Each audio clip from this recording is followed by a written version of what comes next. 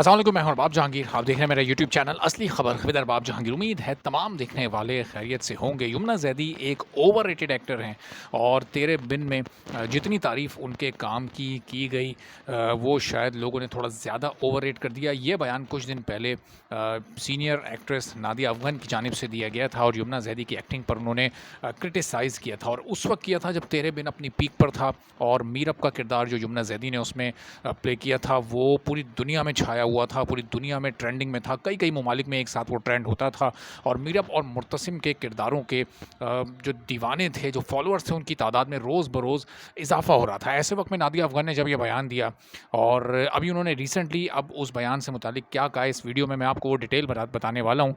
तो अगर आप चैनल पर नहीं तो चैनल सब्सक्राइब कर लें, बेल आइकॉन प्रेस कर दें ताकि तमाम वीडियोज़ और इन्फॉर्मेशन आप तक फौरी और बर वक्त पहुँचती रहें।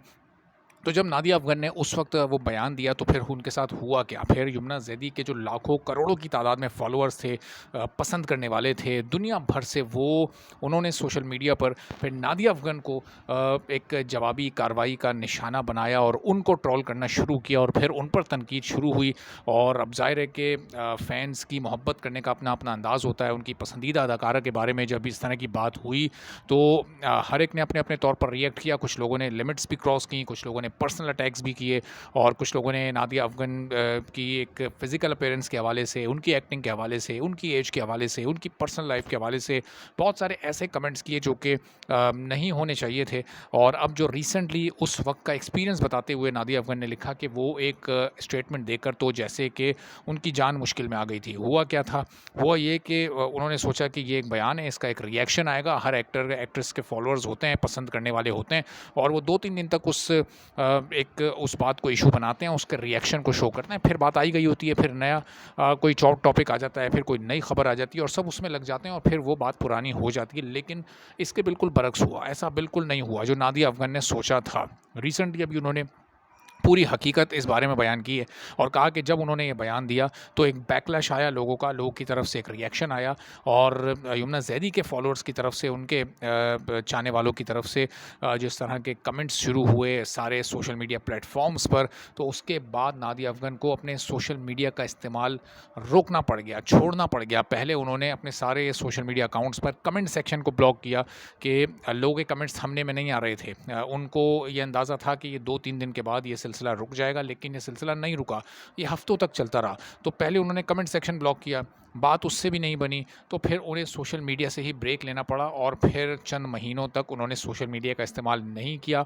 और अभी रिसेंटली जब उन्होंने एक इंटरव्यू में उससे मुताल्लिक पूछा गया उनसे, तो उन्होंने कहा कि अब मैं उस बात को दोहराना नहीं चाहती। यानी अब आप ये देखें कि लोग जिन एक्टर्स की फॉलोइंग बहुत ज़्यादा होती है, जिनके मोहब्बत करने वाले, चाहने वाले बहुत ज़्यादा होते हैं, तो उनके बारे में अब अगर कोई बेजा तनकीद भी करेगा तो उसको सोच समझ कर करनी पड़ेगी।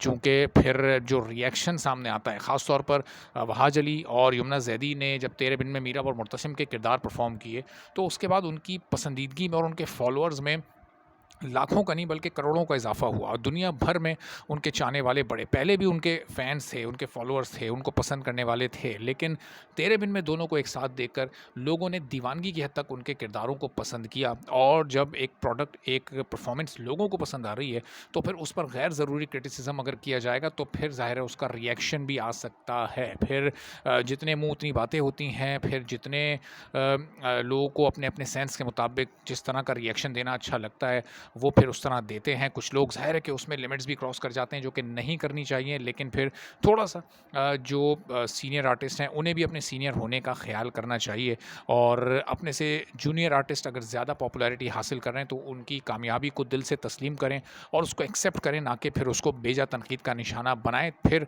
इस तरह की सिचुएशन को फेस करना फिर आज के दौर में सोशल मीडिया का दौर है, इंतहाई मुश्किल होता है। तो उम्मीद यही है कि अब आने वाले दिनों में कोई और एक्टर कोई और ऐसा मुज़हका ख़ेज़ बयान नहीं देगा कि फिर उसको उसके बैकलैश का सामना करना पड़े। और यमुना ज़ैदी और वहाज अली की जो पॉपुलैरिटी है वो ज़ाहिर है कि सबके सामने है और उससे कोई इनकार किसी को नहीं है। इजाज़त दीजिए, अल्लाह हाफ़िज़।